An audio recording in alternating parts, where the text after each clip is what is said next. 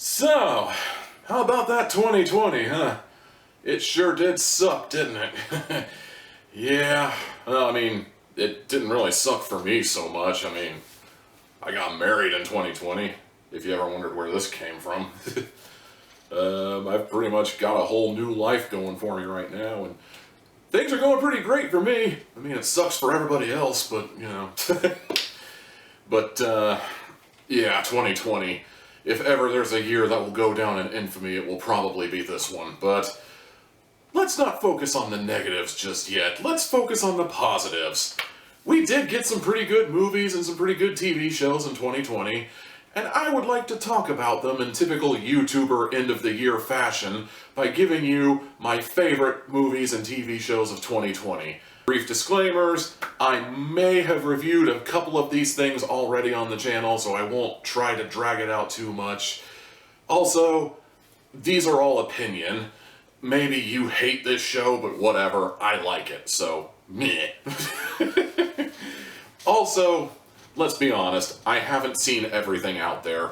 Nobody has seen everything out there this year, let alone at all, so if I missed something, I apologize in advance. Also, because I'm sure it's going to come up, yes, some of these things are on Netflix, and yes, I understand that if we want to be good and righteous in the world and fight the fight, we have to cancel Netflix because of that one movie that came from France, but in the case of most of my picks, I don't think that movie had come out yet, so you know what, I've already sunk the ship on this one. Let's just get into the list.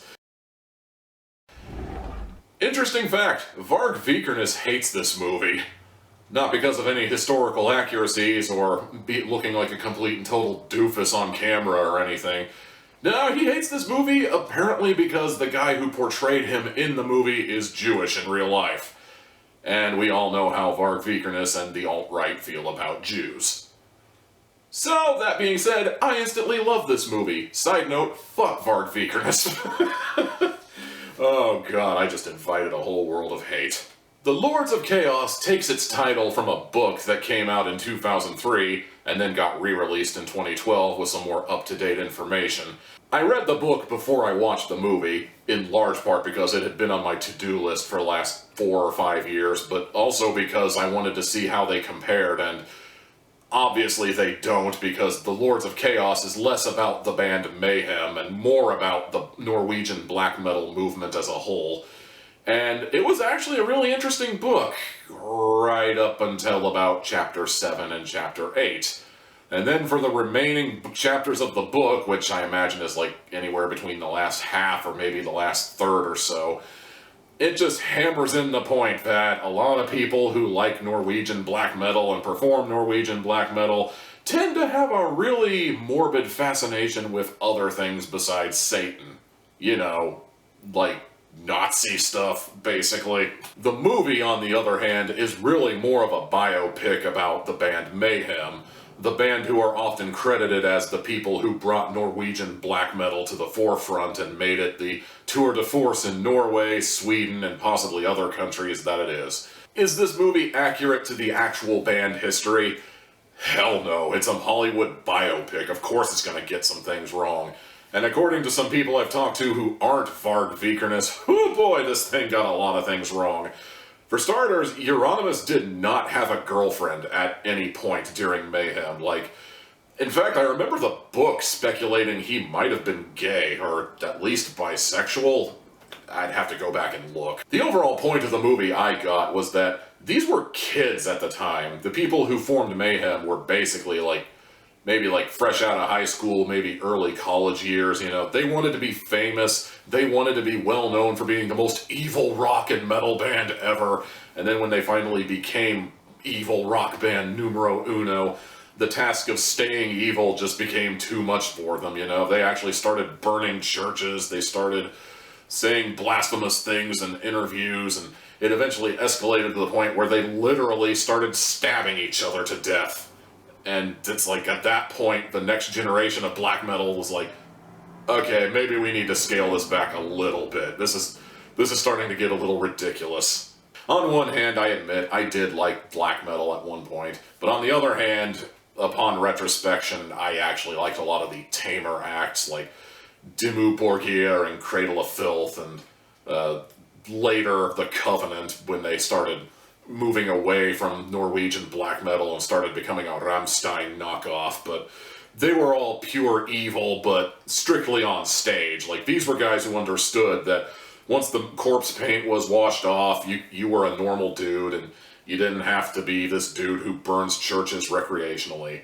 I never really got into Mayhem, largely because none of the record stores I knew of carried Mayhem, but at the same time, I admit I didn't really have a huge interest in it. I had my favorite bands, and I was content with that. But this movie, I wouldn't say it's the most accurate portrayal of Mayhem ever made, and I don't think anybody is denying that, but honestly, I didn't hate it. It was pretty watchable, I thought, and I highly recommend it. You know, if for no other reason, you could get a laugh or two out of it.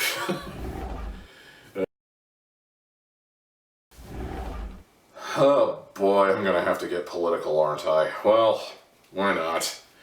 I've probably generated enough hate so far with the last couple of things I've said in this video alone, so let's keep the streak going, shall we? Space Force is the spiffy new branch of the military dedicated to protecting American outer space, for some reason.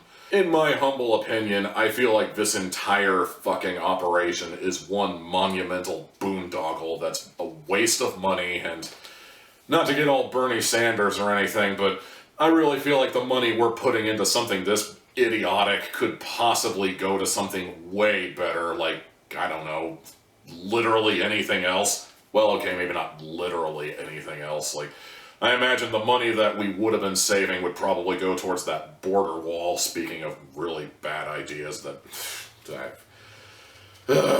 I try not to talk politics, but let's be honest, even on Twitter, I've kind of made my comments about Space Force, and I've retweeted other people, which is basically the same thing as commenting on the issue, therefore you broke your rule about not talking politics, but maybe that's just my opinion, but whatever. Space Force, the concept, is a dumb idea, and we should have never put it in place. Which means it's probably a great idea for a show, right? Oh boy.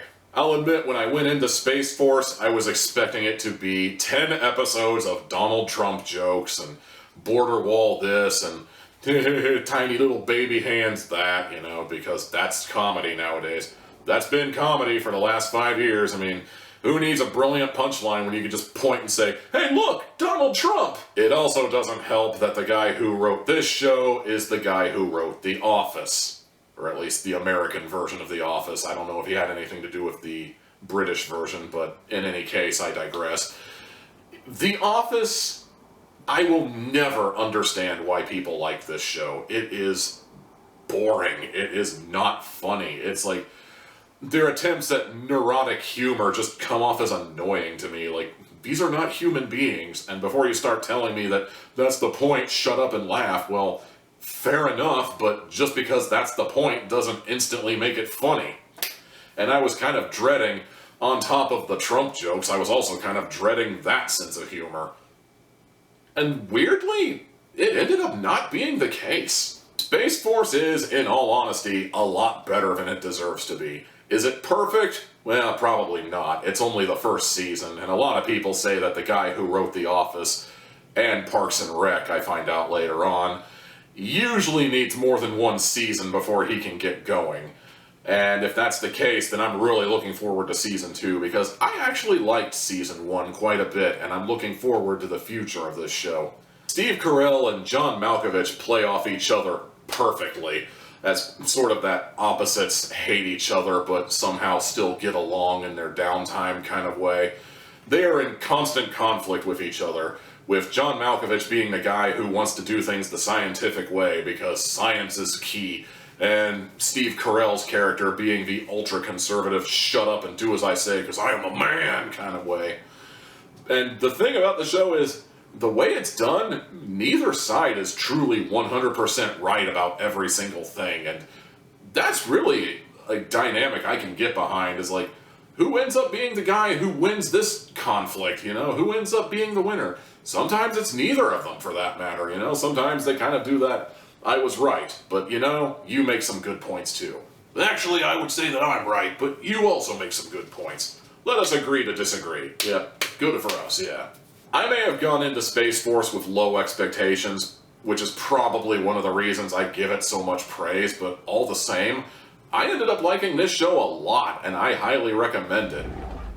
Next. And as long as we're talking about space and space travel and military revolving around space and all that other stuff, let's talk about another show that instantly earned my respect and my love and devotion. A little ditty by the name of Away, starring Hilary Swank. I already talked about it in length on the channel here proper, and you can find it pretty easily, I bet, but for the sake of this little review, let me just say that this show is actually really good.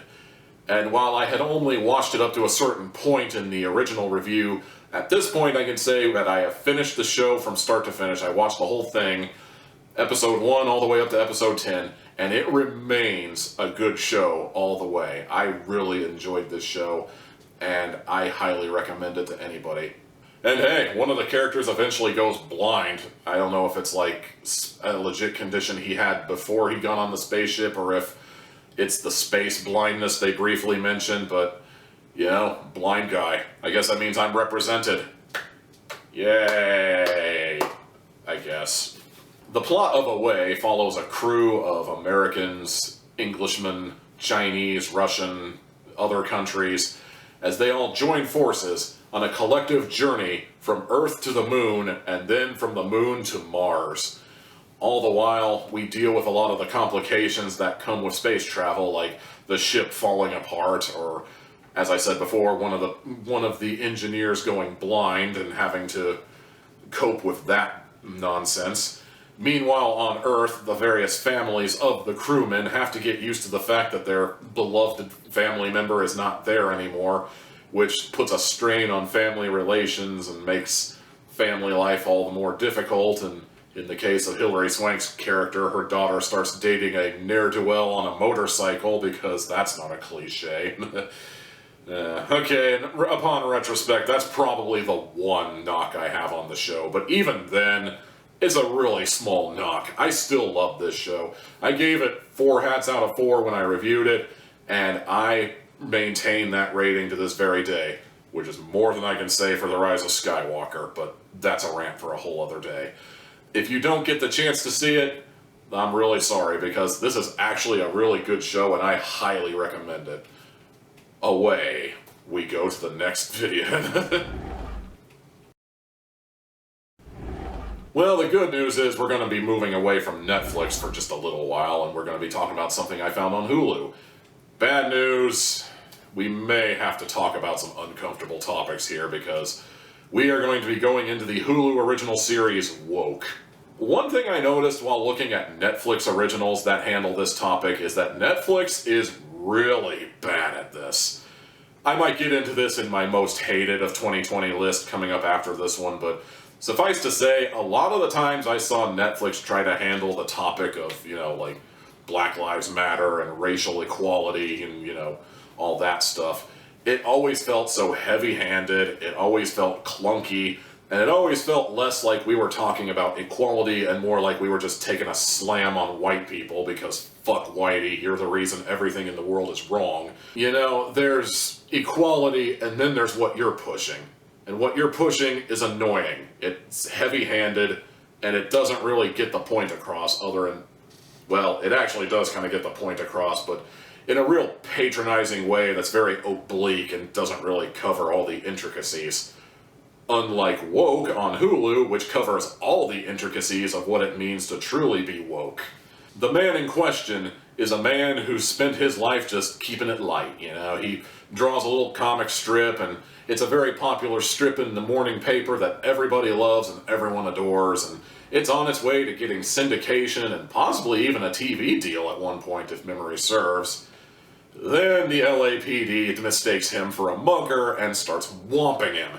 I'm pretty sure they were on the verge of executing him in public until someone found out that it turns out this isn't actually the guy. So then they leave him alone. And then he has the epiphany that maybe keeping it light isn't the way I need to go. Maybe I need to be a little more woke. Unfortunately, the problem with being woke is that it's, well, to put it in the words of another character in the show, woke rhymes with broke, which leaves you with two options. You can either continue being lighthearted and continue living life like nothing's really wrong, which is far from the truth, and earning a nice stable living off of the royalties of your little cartoon, or you can be woke, you can address all the racial injustice, you can be a fighter for justice of a social variety. Unfortunately, everybody is going to hate you, you're going to lose your job, you're going to lose all your friends, and possibly even your family. Nobody is going to like you, you're going to be seen as the most annoying thing in the world. It really seems like there's no way to really win the way the show sets this up. The show is a comedy, at least in the same vein as the Boondocks, where it tackles important issues while simultaneously being very funny about it and making you think, you know, you make a good point. It's funny, but it's also true. Whether it be issues like the overarching theme of being woke and having to deal with police, to more subtle things like a certain koala bear who ends up with his own GoFundMe account so he can go to college despite the fact it's a koala bear, and everybody paying so much attention to this fucking koala bear that they forget about the racial injustice and the overall injustice in their own community. Because who wants to hear about that? That's so depressing. Woke is probably the best thing I've seen in Hulu all year. Admittedly, I haven't had my Hulu account for very long, so there's probably other stuff there that's just as good, if not better, but in the brief time I've had my Hulu account, I've really liked this show, and I really, really recommend it over just about anything Netflix is advertising in terms of racial tolerance and wokeness. And finally, again, I technically talked about this one already on the YouTube channel, and you're welcome to look at that one. I don't know if I'm going to get more in-depth in this one than I did in that one. I don't even remember everything I said about that one, other than a lot of the review could be summarized as, holy shit, how did we forget about this, and why aren't we talking about it more? And I maintain that stance. This is quite the story. It is horrifying, but it's also amazing. It is, dare I say, even astounding.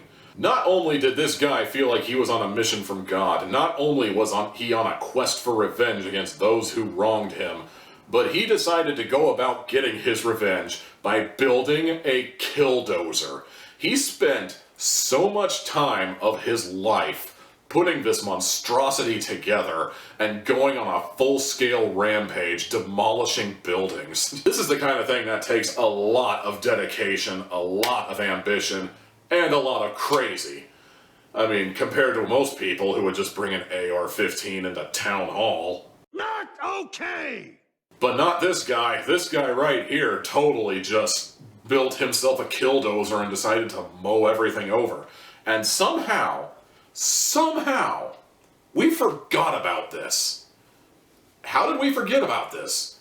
Well, I mean, Ronald Reagan passed away, and I'm really sorry to his family for that, but still, I mean, this seems like something we should have been talking about a lot more when it happened. We should be talking about it more now, in fact. I mean, okay, I'm going all over the place here. I try not to recycle the rant, but still, this documentary is amazing. Honestly, I'm not even into documentaries in the first place. A lot of them don't cover topics that I'm especially interested in, or topics that I lived through in real life, so why the hell would I want to watch a documentary about it, you know? But not this. This is astounding. This right here. If I were ranking things, this would probably be my #1 pick for the year right here. If not overall, hell, if not even for just the best thing on Netflix, then definitely the best documentary I'd seen all year, and I'd actually seen quite a few. And that's going to do it for this year's favorite list of 2020. Come back next year and I'll probably have one for 2021. We'll see. In the meantime, I hope you liked this list. Be sure to like, comment, subscribe, ring the bell, follow me on Twitter at TommyTealHat. Now, if you'll excuse me, I got to go put together my most hated list of 2020. Because if 2020 needed anything, it needs more negativity.